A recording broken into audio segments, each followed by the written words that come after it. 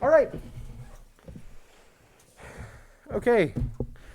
So here's hoping that our audio is just fine. There's a good chance that I'm super bass boosted, but it'll be funny, if anything. All right, everybody. Welcome to How to Work with Your Linux Command Line.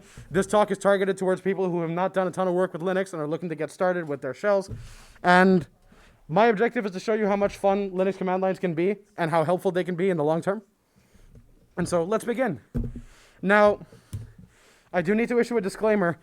This is a Linux-based talk and demo, or Unix, I should say. I'm on a MacBook right now, but it uses a Unix-based shell. And so a lot of the commands are going to be cognate with Linux.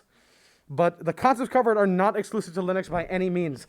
Most other operating systems have either the same or equivalent commands, and they're all just a quick Google search away if you want to look up how to do the same thing, but in Windows, for example. So I'm going to take a brief detour. There's a lot of text on the screen. I'm not going to go through it. This slide deck will be made available to you after the fact for you to read. But I just wanted to talk about briefly what POSIX is. So POSIX is the portable operating system interface for Unix. And so it's an attempt by a consortium of people who are way smarter than I am to create a single standard version of Unix. And so it's a family of standards that are meant to help command lines work in that way. And so there's a couple points about it, and a couple of operating systems that are POSIX certified and are mostly POSIX compliant. Now, that aside, oh boy, I can hear a couple of you complaining already. Like, GUIs are so much easier to use, or you need your mouse in an IDE, or it'll take way too long to learn. My objective is to quell every single one of those concerns by starting with one simple word. No. All right. Mice work, sure, but once you get used to a command line, you'll find yourself using that thing less and less. It's super easy to navigate your file system with a command line. It's usually easier to do more complex tasks, and we'll see a little graphical representation of that later. And if you're here, there's a good chance that you're a Golisano student, more than likely like a programmer in either SWN or CS. Is anybody here not? You don't count. You write a lot of code. Is anybody here not a Golisano student? Or does not write code? Yep, that's what I thought. So, in that sense, I say you work to strive to take charge of your programming experience. All right? And it really doesn't take that long. This talk and the slide deck associated with it intend to be everything that you need to get started. So, let's get started by talking about what a command line is. A command line interface, or CLI, processes commands given to it as lines of text. And it consists of two parts, a terminal and a shell. It issues commands directly to the operating system.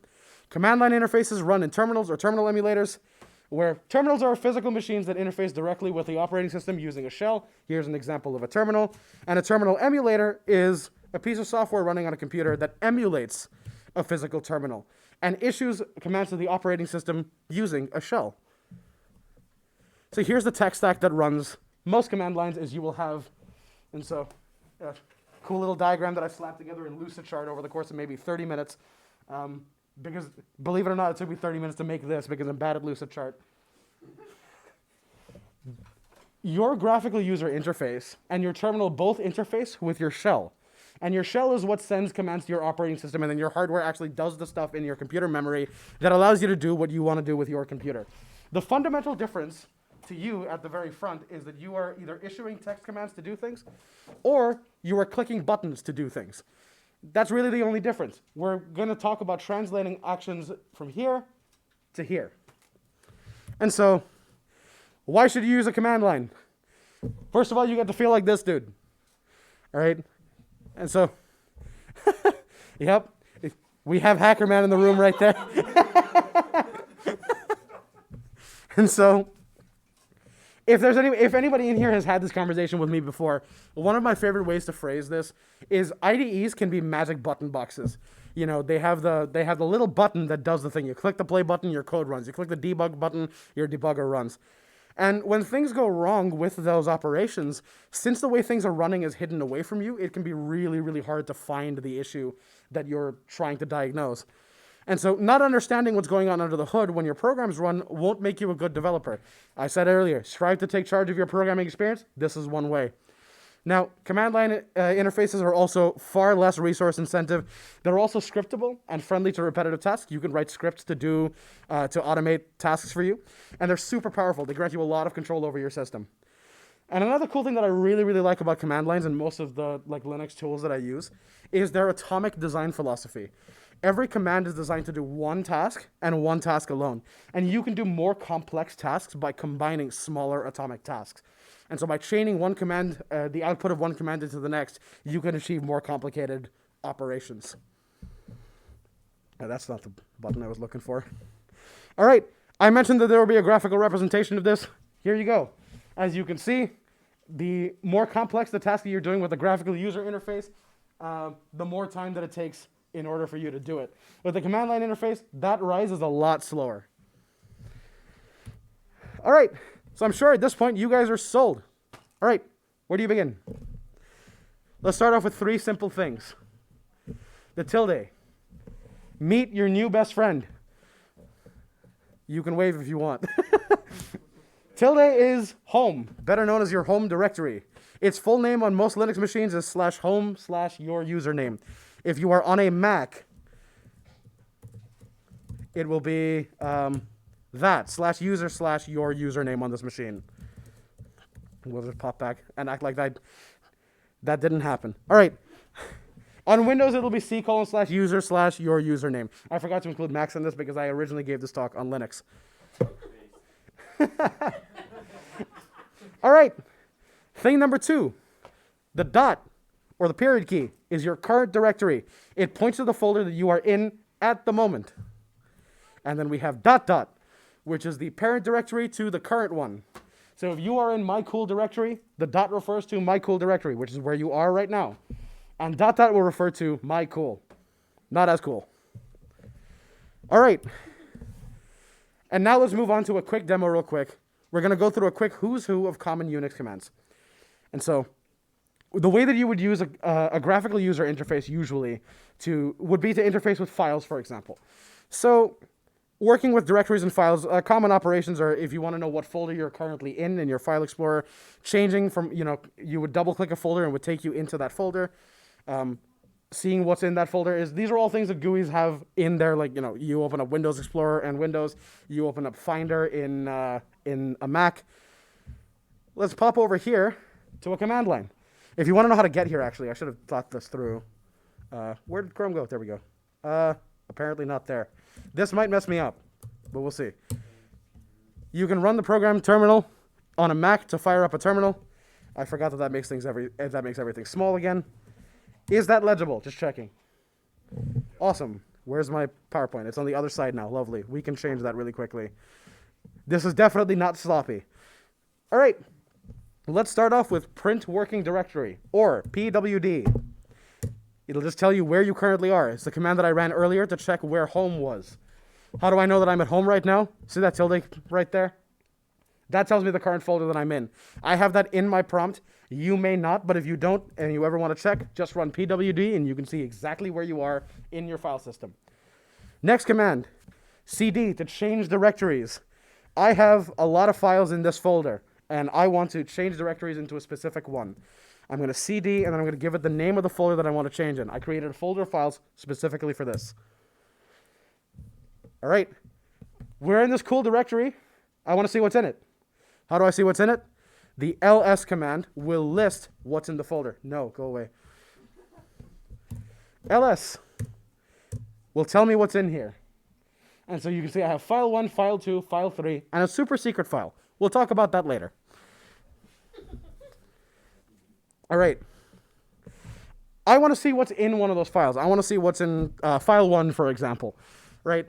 I can use the cat command, which is short somehow for concatenate, and it will spit out the contents of that file into your terminal. So let's go ahead and let's say file 1, file1.txt. I hit enter. Peter's talk was great. Thanks, Peter. Let's say I want to see what's in file 2. I just give it the different file name, cat file2.txt. There you go. Not yet. All right. By the way, something that I see a lot of people doing is that they will get to the bottom of their screen and then just keep running commands. Let's just pollute our screen with like stuff.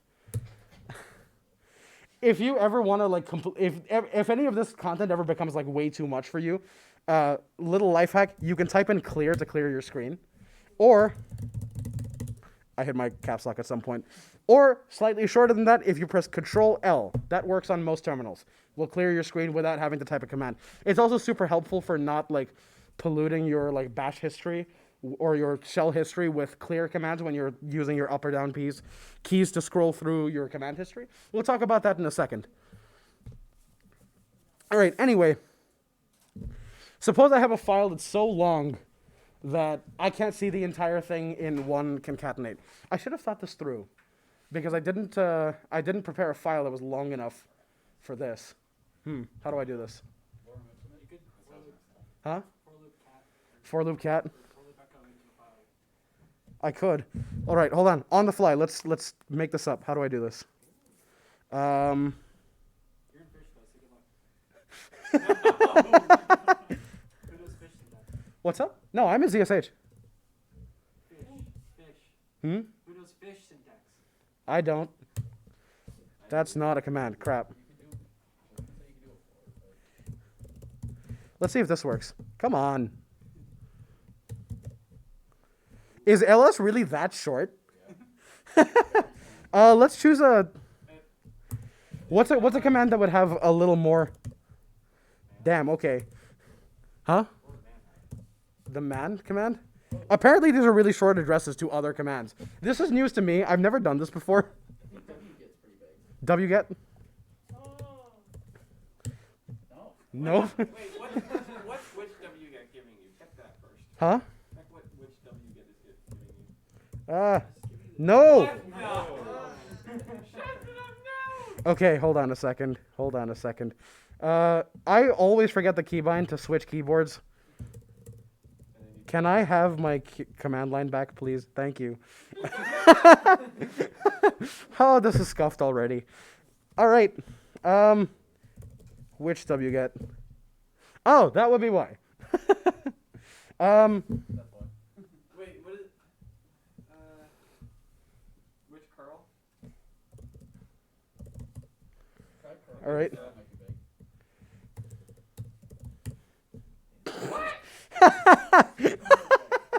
There's... wait, hex dump. Oh, I know why. If you just get rid of the less than. What's up? Because I think less than is Nope. no. If you just do like man any command, that pipes through less. That is true, but I wanna... Let's take a look at the help text for the shutdown command, for example. Because this is what came up. This, if you run like any long file through the less command, you will wind up with exactly the same thing. And the syntax for that is less and then followed by a file name. You know, let's give it file1.txt. The thing is, there's not much I can do here because this file is so short, but there are worse fates. Anyway, in the less command, you can press up or down to scroll through the output of a command. And then when you're done, hit Q to quit. You would be surprised at the number of people that I've had to rescue from being trapped in a man page, a less output, or a more output because they didn't know that you need to press Q to quit.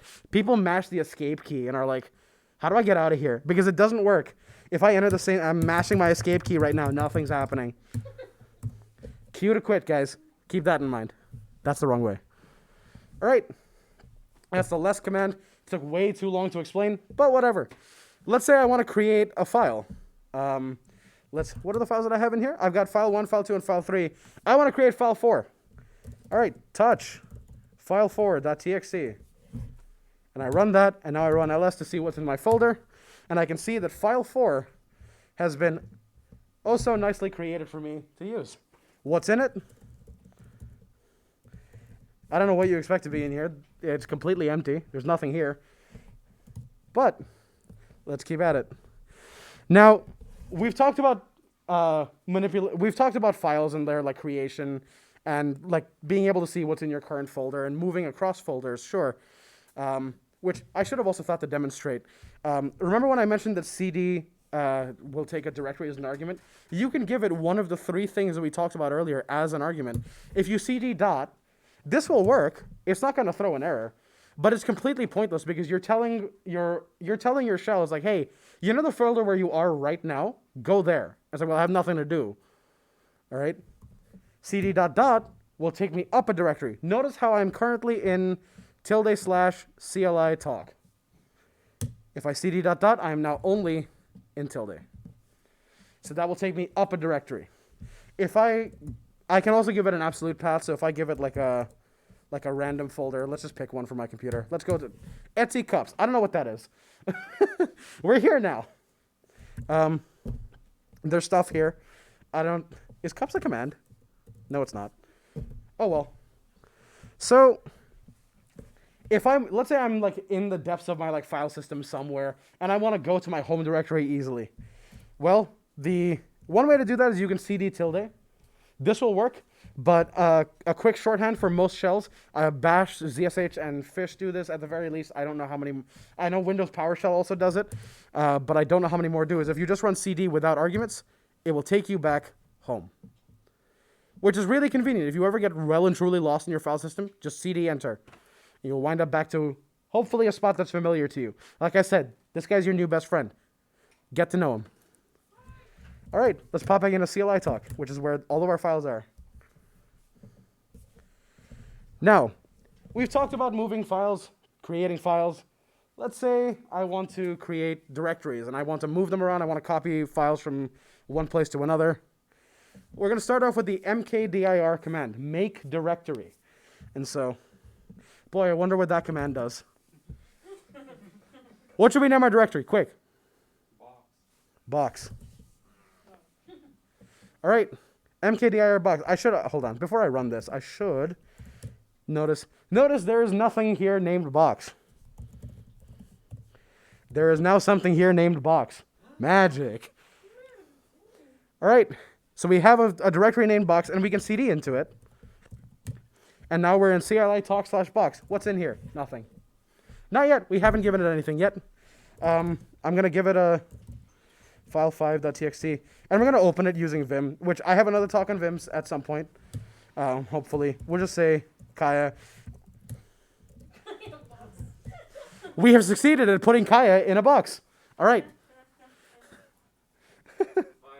All right, question. What's up? At the very beginning of that, when you, how did you cancel the first create directory? Control-C.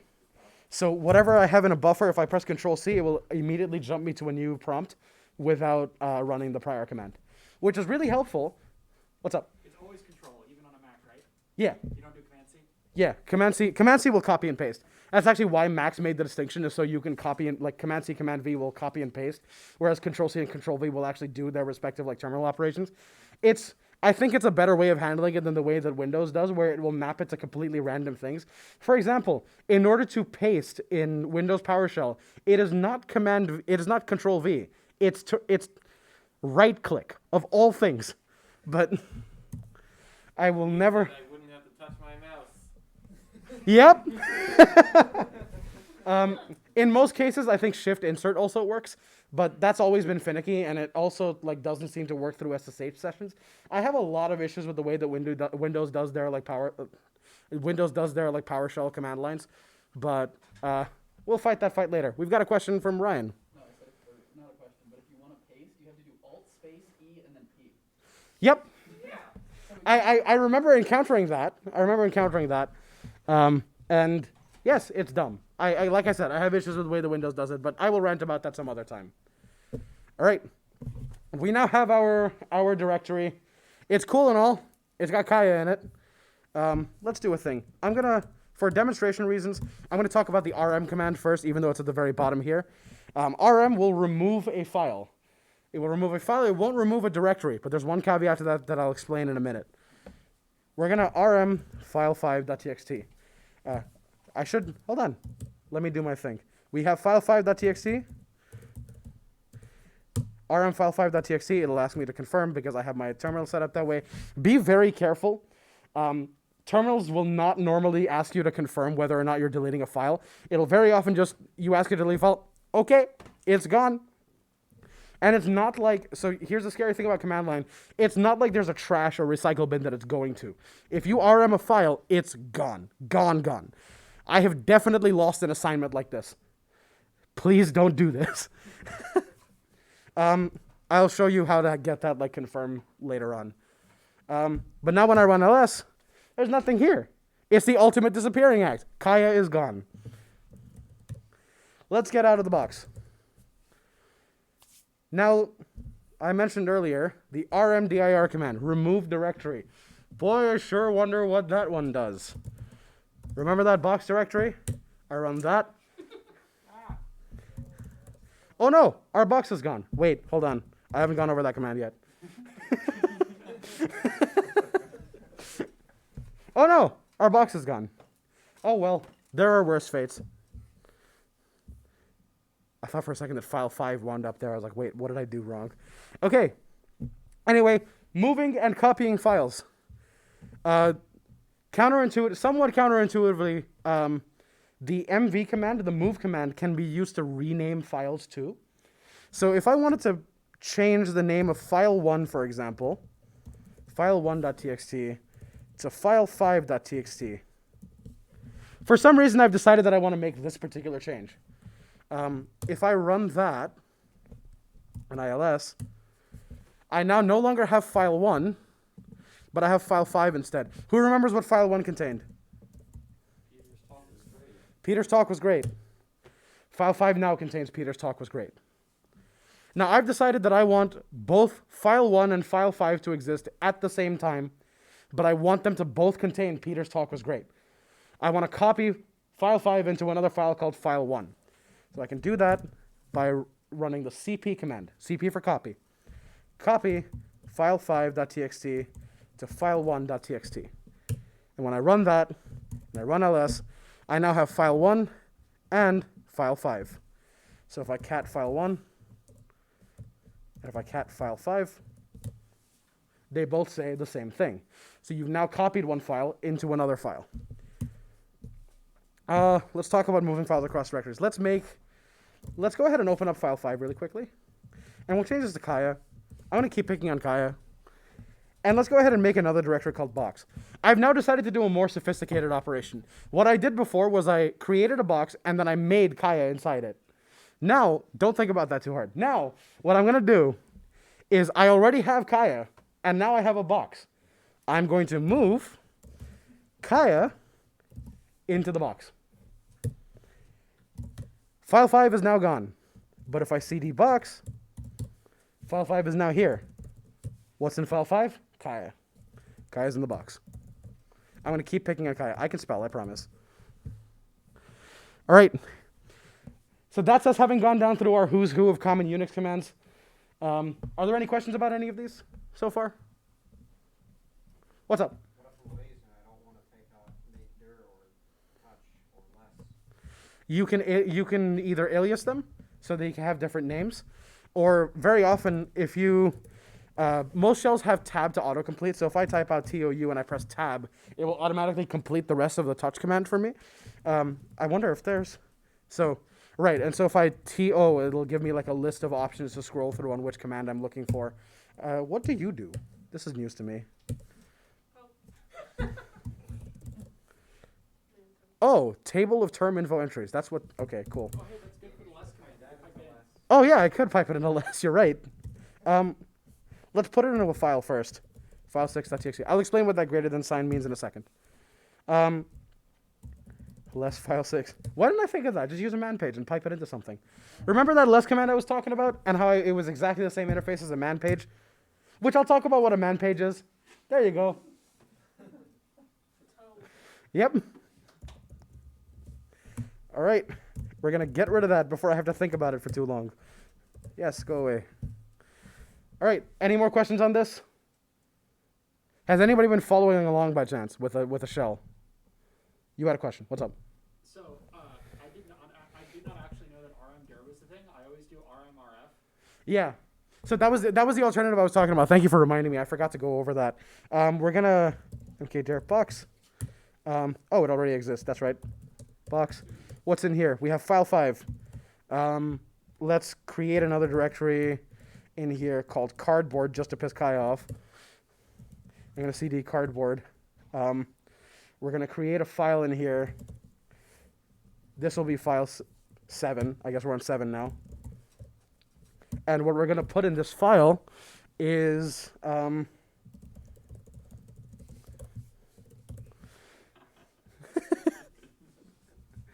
if you know, you know. All right. So now we have... let's get out of here. Let's say if I run the tree command, which is a really helpful one, I can now see my file structure. Most shells don't ship with this. You normally have to install it. On a Mac, it's brew install tree, or if you're on Linux, it will be your favorite. Just install it through your favorite package manager. It'll be called tree. Kind of helpful command to view a file structure like this with that helpful little nested output. But I want to get rid of the box the box folder. It's got way too much crap in it, and I don't like it. No. So here's the thing. If I try to rmdir box like I did before, it's going to complain that the directory is not empty. If you remember earlier when I did this, I actually deleted the file that had Kaya's name in it before I deleted it. That was so that I did not encounter this error. But, let's tree box only. That's way too much stuff for me to delete. I don't feel like going down into every single folder or whatever. And so a lot of commands have command line options or command line switches, which normally are preceded by a dash and then a character to signify what it is. So rm space dash r means remove recursively. That's what the dash r is. And so if I give it the directory of box, the other one that I'm going to put on here just to save me a little bit of time is f, which means force, which means I don't care what anybody says, get rid of these files. Be very careful running this command. And we're going to get rid of box. And in that one command, the entirety of everything we just created in the box folder is gone, it's helpful. rmdir will get rid of empty directories, which is helpful if you actually make a directory that you didn't need. But rm-rf will also do the same thing, but will also get rid of all of the files and folders within that directory. This can result in some really scary stuff, and I'm telling you this so that you don't fall for this later. Just typing this out has me scared, because what this does is it will go to the root of your file system, better known as /, the fourth friend that I didn't tell you about for a very specific reason. The very specific reason being, if you run rm space -rf/, it will delete your entire file system recursively and forcefully. So this is the I don't know. I want to say that it's the equivalent of deleting System32 on a Windows machine, but at least deleting System32 still leaves you with the rest of your files. This gets rid of everything. I'm gonna very intentionally make sure that I don't hit the enter key. All right, any more questions? I saw one hand other than Peter's go up as well. Unless I implicitly answered somebody else's question. Is there a way to make that not typable? I don't know. What's up? You can only aliases only work for the command itself. And so especially so yeah, aliases only work for the command itself. And so if I wanted to alias rm to something else, it would make the entirety of the rm command not usable. I know that fish has some kind of syntax for I kind of wish there was a way for me to turn off this autocomplete. I feel like it's confusing. I know that fish has some kind of syntax for aliasing multi-word commands. Any fish users in the room who can confirm? Brian's not here. Do you use fish? Yeah. Are you capable of aliasing multi-word commands? I tried. I tried creating a function. It didn't really work. Okay. Yeah. What's up? Fish is another type of shell. What's the command to see which shell I'm using? It's echo $shell, I think it is. Yeah, I'm using ZSH right now. Most Linux distributions will ship with bash as the default shell.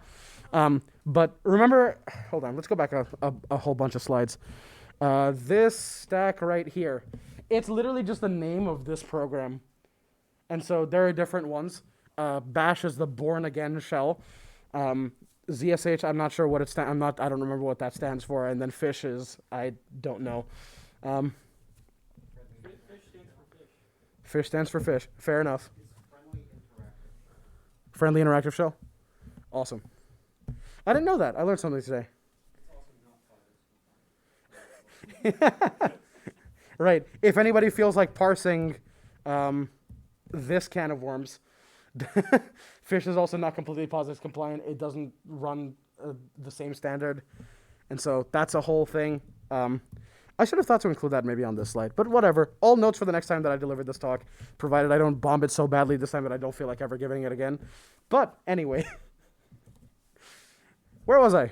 Any more questions? Okay, cool. I'm glad we actually got a couple of questions about this. All right. The next thing that I want to go over is the fact that command lines very often have the tools to help you learn them built into themselves. This is really helpful. I have a couple other friends to introduce you to. Number one, man. Man pages are also one of your new best friends. You've seen me use one in this talk already. A man is short for manual, and when you run the man command on another command, it will show you the manual on how to use that command. Let's take a moment to use the man page to my advantage to explain the RM switch. I just ran man RM to get here. It tells me the name of the command and what it does, so it removes directory entries. It gives me a synopsis of like its options that I can use. And then it gives me a description of how to use it, and then all of the options that I have available to me. I'm not going to sit here and read through all of this, but remember when I mentioned the -R flag?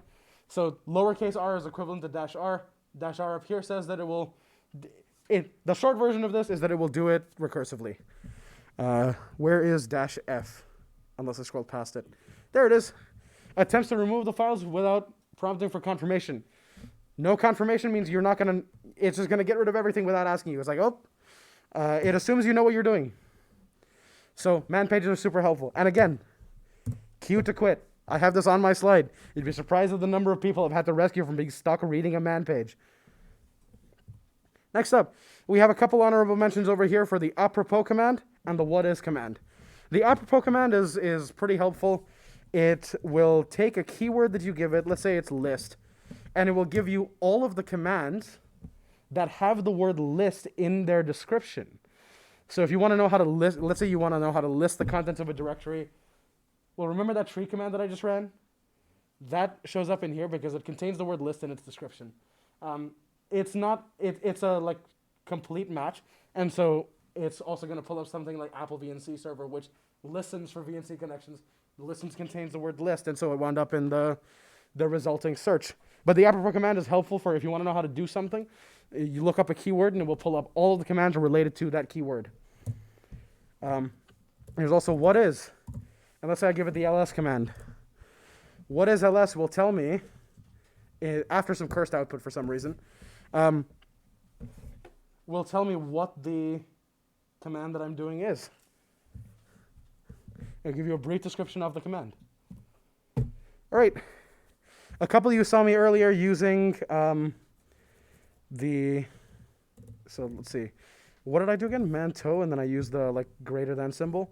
The greater than symbol will take the output of a command and put it into a file.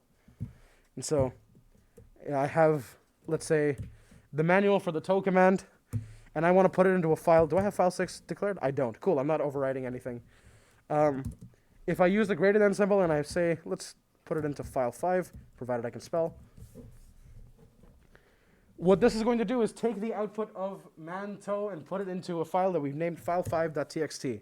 And now if I open up file 5, or let me do the cat file 5, we now see the contents of that entire file. And so if I didn't feel like using my mouse to scroll through that, I could less file5.txt and scroll through it using my arrow keys.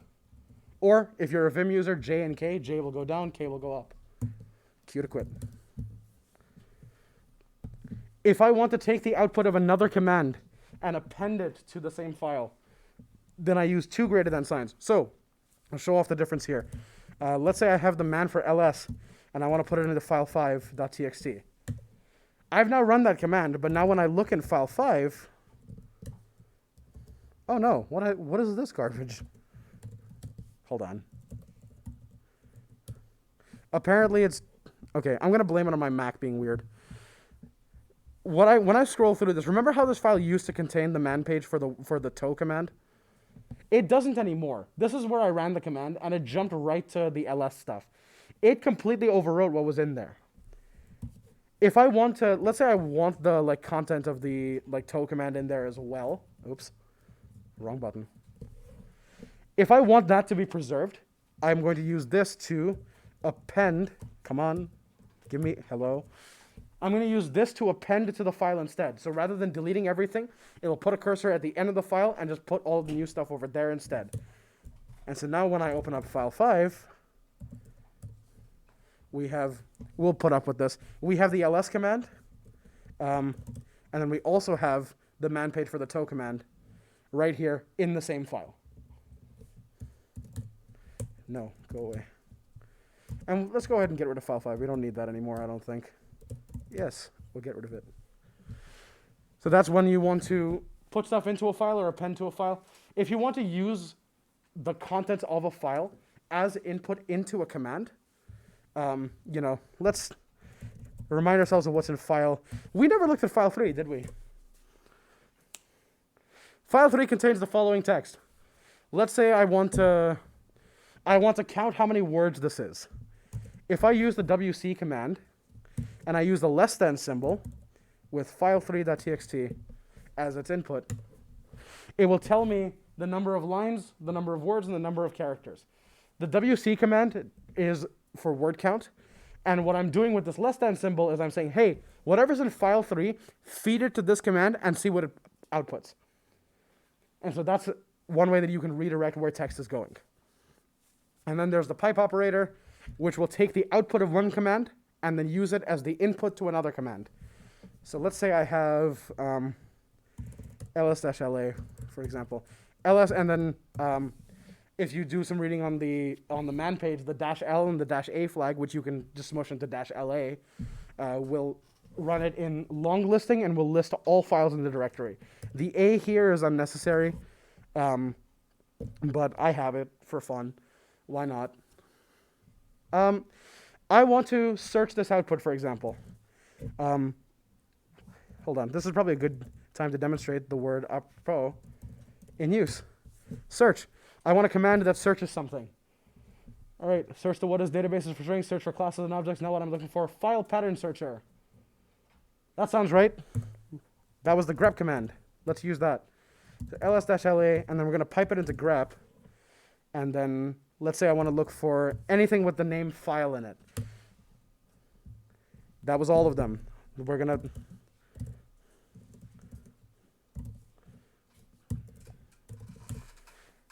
Definitely not cobbled together on the spot, but now if I run ls-la, we'll notice that this file shows up in the output. If I pipe this into the search for the word file, it's not going to show up in that output because the word file does not exist in here. But what I've done is I've taken the output of this command and I've used it as the input into the grep command. I'm like, hey, look for the word file in this text. That's all that does. Any questions on this? None at all. Awesome. I'd like to think that means my explanation is perfect. Either that or people want me to shut up. I'll figure it out. All right. Wildcards. Wildcards are, you can use the asterisk to match everything within a string, or the question mark to match just one character.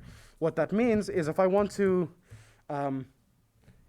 let's say I want to list only the files. I don't want super secret file to show up here. So what I'm going to do is I'm going to ls-la, and then I'm going to run file star.txt.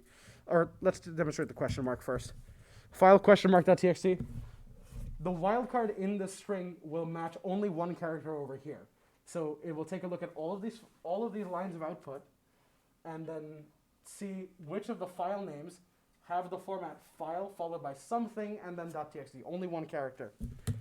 And so when I run that, we only get file 1 through 4 without this like not a file or the super secret file showing up. And so we can use that to filter some of our output, which can be really helpful sometimes if you're looking for, a common example of this is if you're looking for files from a specific range of dates or like a specific month, you will usually fill out, 2022-01- and then star or the question mark, and we'll pull all files that have that date in its name or something like that. It's super helpful. Let's go ahead and create a file called file11.txt. Now when I run this same thing, file 11 doesn't show up in the output because it's matching only one character. However, if I change this to, come on, I can scroll. If I change this to an asterisk, it will match multiple characters of that type. And now file 11 will show up in the output because it's taking a look. It's like, I want everything that has the word file, then any number of anything .txt. I can touch file.txt, and that will show up in the output. And so it'll match multiple characters of just any kind. All right. Wildcards, super simple explanation. They're super powerful to use them when you get used to them. Any questions on wildcards before I carry on? What's up? Would you say the star command is pretty clean to use? Get out. What's up? Okay, quick question. I think I've asked y'all this before, but is it like bad practice to like do a wild card and commit like everything in like your That depends on a lot of things. For the stream, the question is that if it's bad practice to use a wildcard to commit everything in a folder in a Git repository, and at least in my experience, if you have a really good like .gitignore file set up, and you can guarantee that none of that like extra ID garbage is going to or like compiled garbage is going to wind up in your repository, you're more than fine to do that. But other than that, I'm trying to think. I guess it depends on how good your like gitignore is, at least in my experience. And so, I was gonna say, if you do git add, what's it dot? Like that. yeah, git add dot. So that one's like good if you just have like 2 files you're doing one. Right. If you have very few files, but like if you're in a Java project and then you like compile and then you don't have like .class files in your like .gitignore, those are all going to wind up in your repo. And in that case, it's either you are like manually adding every single file, or you just write a .gitignore, and you write the .gitignore to be like a good one that actually filters everything you need. What's up? Yep, you can put star.class in your gitignore, so you will ignore all .class files. Noah. You could also git add star.java. That also works. Does the wildcard, so is it just any regex thing, or is it like modified regex kind of? In the case of a command line, these are really the only two that will reliably work across all shells. A couple of them have extra support for like actual regex in the command line, where you can do more complicated patterns with more characters than just this. The grep command will allow you to give it regex strings, for example. But that has more to do with like the specific command that you're using. This is just ubiquitous to like anywhere in a command line. This will work. What did he mean by is this clean? If you want me to be honest, I've already forgotten. It's the clean star and discrete math. Yeah. Oh, All right. Any more questions on wildcards? All right. Awesome. Let's carry on. Setting up custom commands. Remember when I mentioned earlier that you can alias a command? Well, let's talk a little bit about what RC files are. RC means run commands, and these are files that contain startup information for a program. What it essentially is telling your shell to do is, hey, there's a file over here with a bunch of commands in it. Before every single shell starts, I want you to run all of those commands. And so in the case of I use ZSH, mine is going to be a .zshrc, which mine is currently a mess. But we'll figure it out. This is the stuff that gives me the like order of my like super special like prompt that I have. The fun stuff is down here. Yes, hold on. We're going to act like that doesn't exist. That's something that we're going to have to trim out of the talk before it publishes. But anyway. All right. Aliasing. What I have over here is I have strings in my RC, which will alias, the letters LL to be ls-al and then a capital F. And so what that means is that when I run LL, it is essentially equivalent to running ls-alf. And all the RC file, what I mean by the fact that it's in the RC file is every single time I open up a shell, it will pre-run all of these commands and configure all of this for me every single time I start my shell. And so when somebody was talking about like if you don't feel like typing out an entire command, you can also alias it to something shorter. For example, this insanely dumb command here if I wanted to, I don't feel like typing out curl cat dot that Linux box or whatever every single time. So I have it aliased.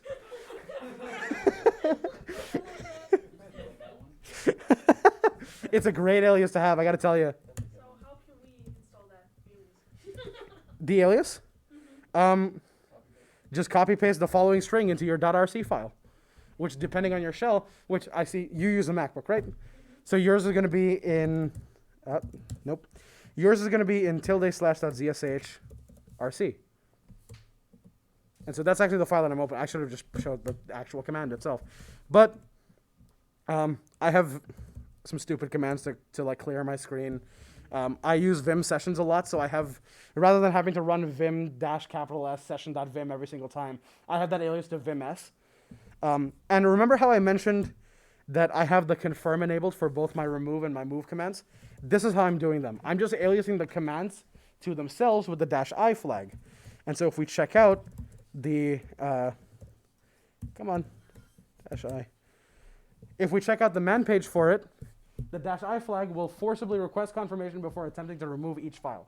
And the same thing goes for the move command, which means every time I try to rm a file, file1.txt for example, it will ask me for confirmation. And if I type in anything other than the letter Y into this prompt, it won't delete. File 1 is still here. What's up? Question? How do you like? Oh yeah, you just deleted an alias. Yeah, you just delete it from the RC file. It will still work until you restart your terminal. But so remember that RC files contain commands that you run when you start your terminal session. So when you edit an RC file, it won't affect your current session until you do one of two things. You either restart your terminal or you run the source command. And the source command will just say, hey, that RC file, can you run that real quick? Cool. And that's over. That's run now. And now the word fucking is no longer a command. Anyway, that part's gonna be trimmed from the talk too. We can't have this up on our YouTube. I've got Noah's work cut out for him. I can do this later. It's fine. But yeah, we kind of implicitly went through aliases, which I have a little bit in here about. You can also define aliases inline. So if I say alias and then, I don't know. Let's say I want to alias the word list to ls-la, which is counterintuitive because the word list is kind of long. But now I can just shorthand the word list, and that works. The annoying part is, because this is not in an RC file, if I restart my terminal, that command will no longer be available to me. And so if I put that in an RC file, then and only then will it be available to me. I'm pretty sure, do I still have that alias to L? I do, which is always nice. All right. I did plan on going over functions, and then I decided against it, and I forgot to take it off the slide. So ignore that. The word functions does not exist. Any questions on custom commands? Cool. All right, command line life hacks. I'm sure you've seen me every now and again scroll through the history of commands that I've ran. And the way that I'm doing that is I'm just using my up and down arrow keys to scroll through the history of commands that I've run, which is really helpful for if I decide that I want to rerun a command, then I can just press up and then run it. So up, enter. If I'm like go too far up, then I can just press down to keep scrolling. Let's get our cat again. All right. Need to stop a command that you started, let's say, where did you come from? Bro, stop. I didn't ask for this. No, go away. Anyway. All right.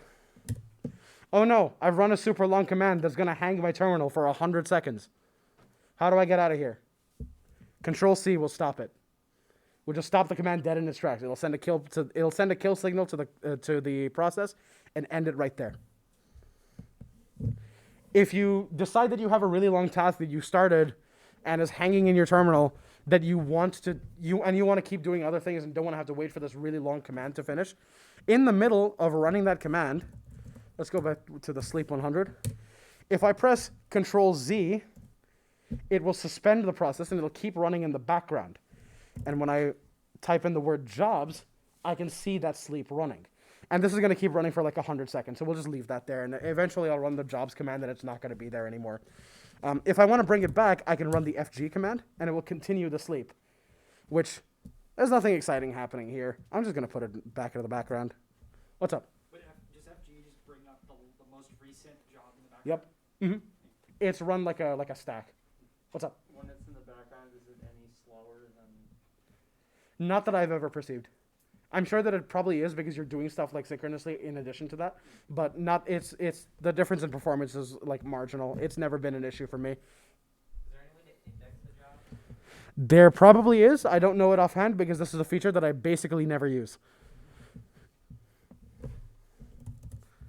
All right. And you can run jobs to see the running background task, and then the FG command will bring it back to the... So FG means foreground. I think BG will also run background. Yeah. Oh, nope. All right. Do you want to create multiple nested folders? You can use curly braces to give a comma-delimited list of folder names for your command line to create multiple nested folders, which is really helpful, right? And so remember, you do need a switch for this, the -p flag. The -p flag in the mkdir context means make directory with parents. So it'll create if you can give it a really long directory path, and it will create every single folder in that path. If I try it without, so let's say mkdir box/cardboard. This is going to complain because the directory box doesn't exist yet. But if I give it -p as a flag, it will now create box and cardboard. So we're going to get rid of that so that I can demonstrate. All right, cool. Here's the status of our file system. Just situating myself. Let's say I want to create a structure. Let's think of a practical example. I want to create a bunch of directories for my classes. So I'm going to say I want the folder to be named school, and then I want to be, let's say, what are a couple classes? What's up? Math, science, social studies. Let's go with those three for now. And I'm going to say /, and then every single one of these you're going to have notes, homeworks, tests, projects, and I've just run that command.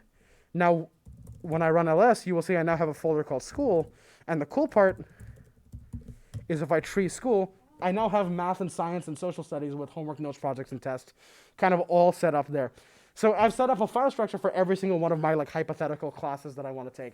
I use this command, I'm reminded of the existence of this command at the beginning of every semester when I create my file structures for my courses. This is extremely helpful, which I really, really like. What's up? How do you delete file structure? Delete the file structures. So I talked about rm-rf earlier.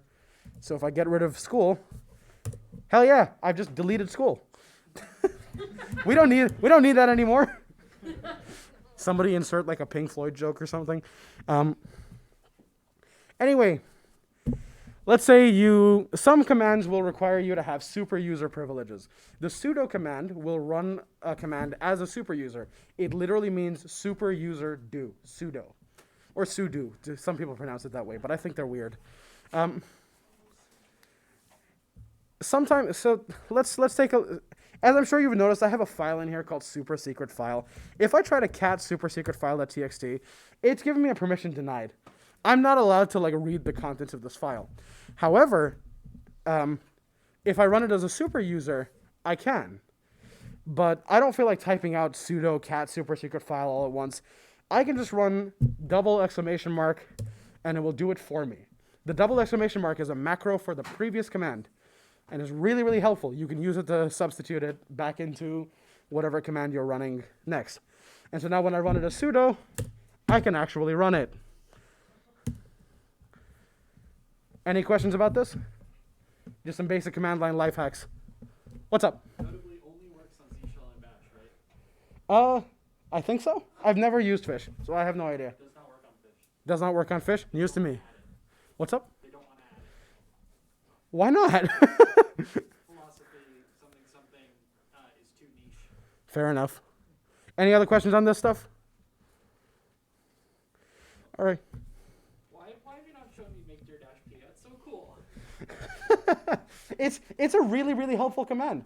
And this also works for this like curly brace notation will work, is ubiquitous and will work in really any,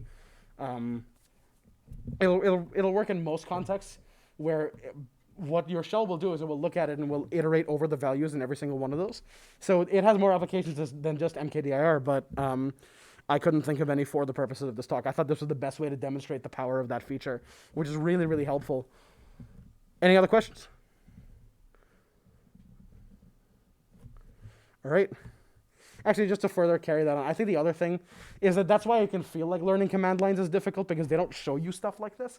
But it's like, the idea is you're supposed to like put it together yourself by realizing that this like curly brace notation can be used to iterate over things in the shell context. Then the -p flag can be used to create like parent folders. And then you can like one line creating massive file structures that way. And so in that sense, it's like, it's one of those things that you have to put together by yourself. And I was absolutely told this. I didn't figure it out. I'm not that smart, but you know, that keep talking about the like atomic design philosophy of command lines. And this is an example of using like some of the smaller features of it to be able to do more complex tasks, which as you get used to it can be really, really useful. And it's super cool. All right. That's all from me, folks. I hope everybody learned a ton about command lines, got their handle on it. I hope this inspires you to pick up a computer and fire up whatever terminal you're using and get started with taking charge of your own programming experience. Thank you, everyone. The slide deck for this will be available at that link after the fact. And any trailing questions? All right, thanks, everyone.